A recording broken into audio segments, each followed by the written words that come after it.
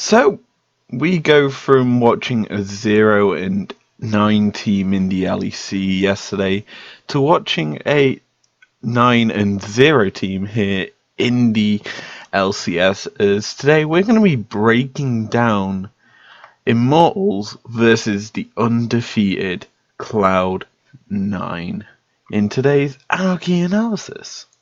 So, let's jump straight into the champion select, starting off with the bans as usual.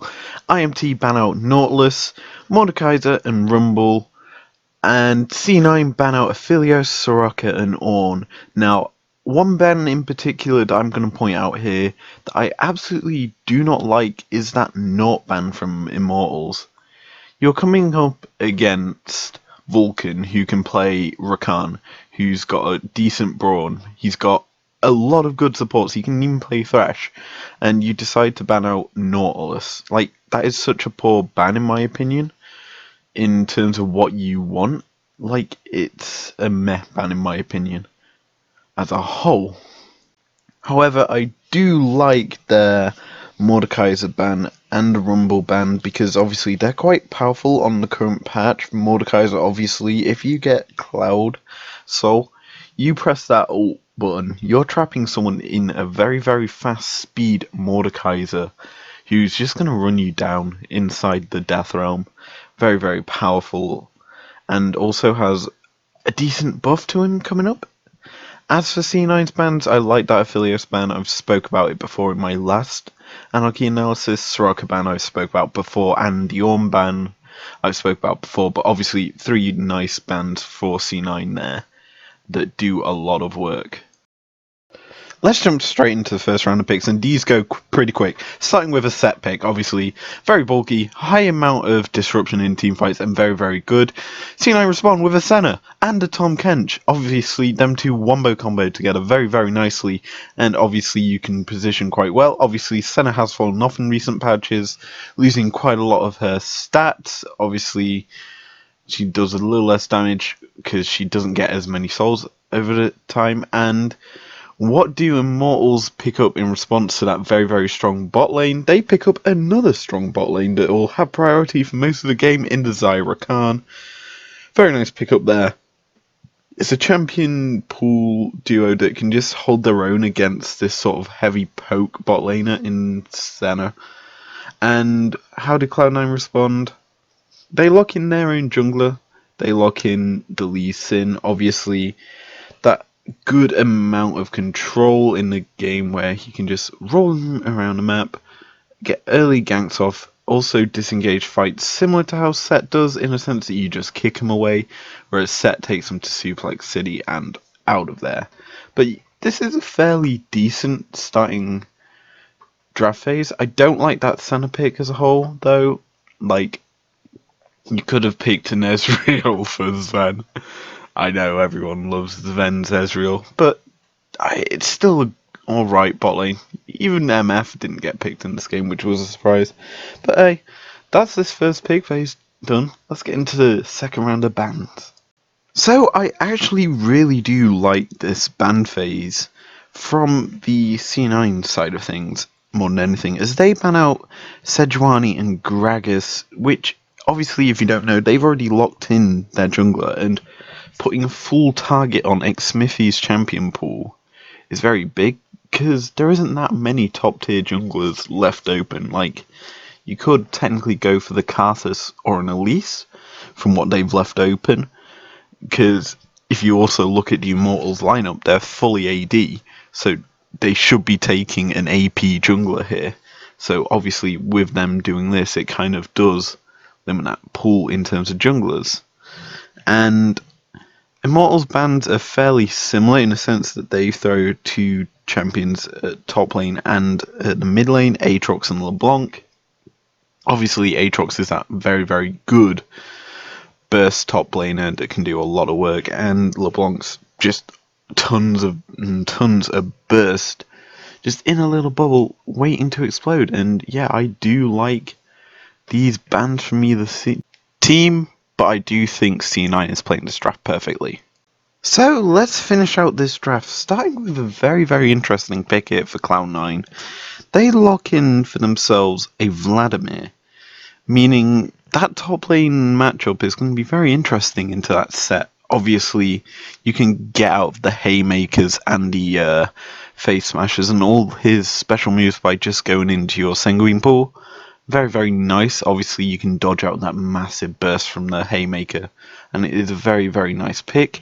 In response, Immortals lock in their jungler here in the Elise, a nice early game jungler for themselves in response to the Lee. It's kind of a matchup that's fairly even in terms of things, and they also lock in for themselves an Orianna.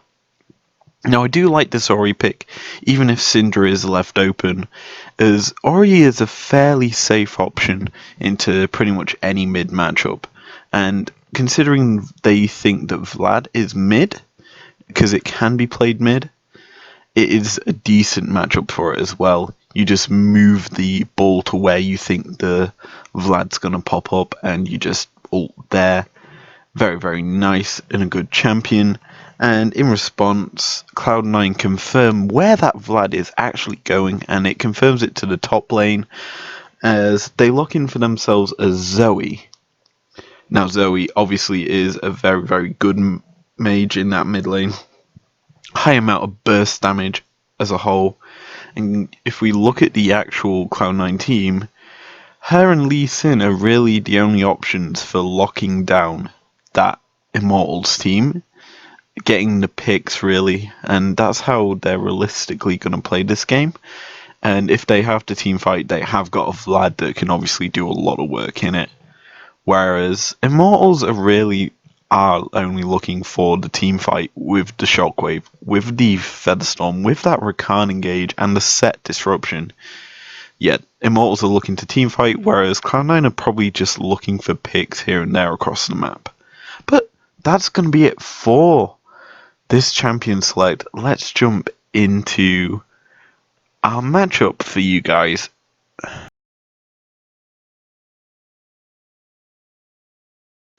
Well, ladies and gentlemen, you might as well not call it the LCS anymore.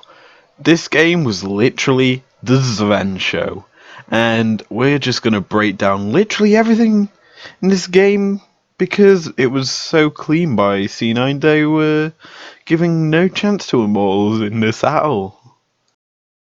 So let's start with First Blood, and it's an easy pick here for C9. So Immortals, 3 members show up mid, meaning that there's a 2v1 advantage in the bot lane, and Senna and Tom essentially want to push the Xayah away from the wave, hit the easy level ups without Xayah getting any XP or gold, and in a sense they just chase her away, but the Senna ult actually just hits, essentially stopping her from escaping.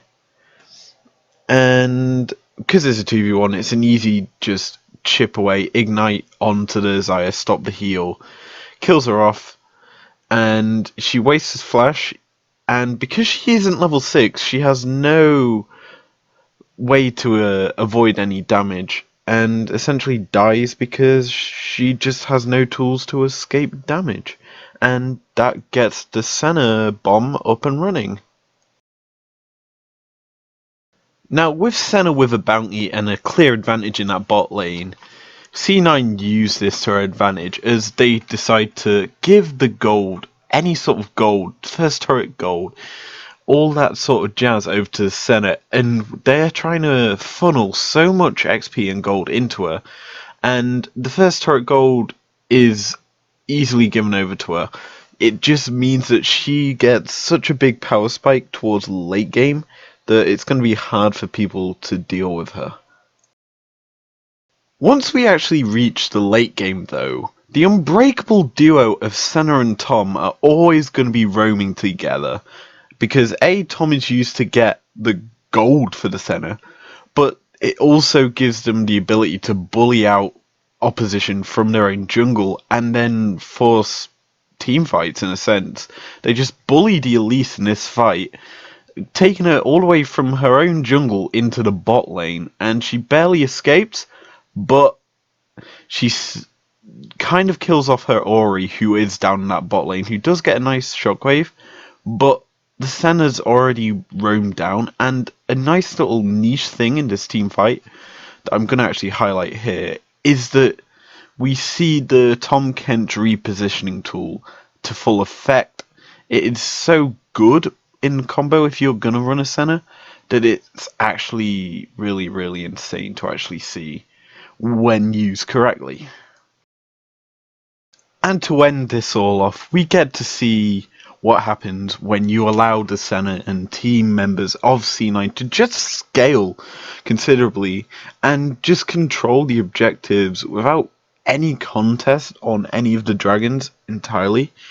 You see that it's so easy for them just to keep you away from the actual pit. You've got so much range on that Senna for how many souls she's actually collected, because every 20 souls she gains a bonus stat. And the thing is, Tom Kench is just standing at one side alongside the Vladimir, just stopping any entry towards the pit in this actual fight. And when they do muster up the courage here, our Immortals, to walk up to the pit side, Tom Kench just walks into him and they waste Rakanal, gets nothing. They manage to land onto Vlad, but he just goes into the pool, stopping any damage. Senna can try and shield him before he dies, but luckily, kind of unluckily, he misses it. And then it's just a smite fight between the Lee Sin and the Immortals jungler. And luckily, C9 got the actual Baron, and from there, they're just able to win out a team fight because Senna is so strong at this point in the game that it's kind of hard for you not to die immediately to the amount of damage she is doing from her Qs and her auto attacks. You're really screwed, and that kind of cost Immortals the game by letting this Senna live. So, what was my overall opinion on this game? Well, honestly, I feel that it was just that one misplay at the start of the game that cost Immortals everything. You show 3 mid and get what? Nothing. You waste your shockwave. That's about it. And then you lose your ADC bot lane from showing 3 mid, not having pressure to save her, and obviously her stepping way too far. It kind of cost them considerably. And the way C9 are playing right now, it's kind of hard for anyone to like wrestle control back from because they're unstoppable right now. Sven, I think, has only died in 1 or 2 matches this season, and you can tell why by how he's been playing. He's got a very, very capable support in Vulcan that's doing such a good job to keep him alive and do a lot of damage this season, and in my honest opinion, he's got to be the contender for MVP of this split for the LCS because he's made such a massive transformation from what he was on TSM as their ADC who made these gutsy plays but just got punished for doing something stupid, and he's not stepped a foot wrong this season, and he just maybe need a change of environment than what he had at TSM. And he's playing phenomenal. So is the entire C9 roster. And I honestly think that now, after watching this match, and how clean and crisp it was, that we could be seeing a perfect 18-0 season from him. But that's my opinion. Be sure to leave in the comments your own opinions on if they will actually make it to 18-0. But once again, my name is izlogic. If you enjoyed this video, leave a like down below. Subscribe if you're new to it, or if you even want to. And I will see you guys later. Peace out.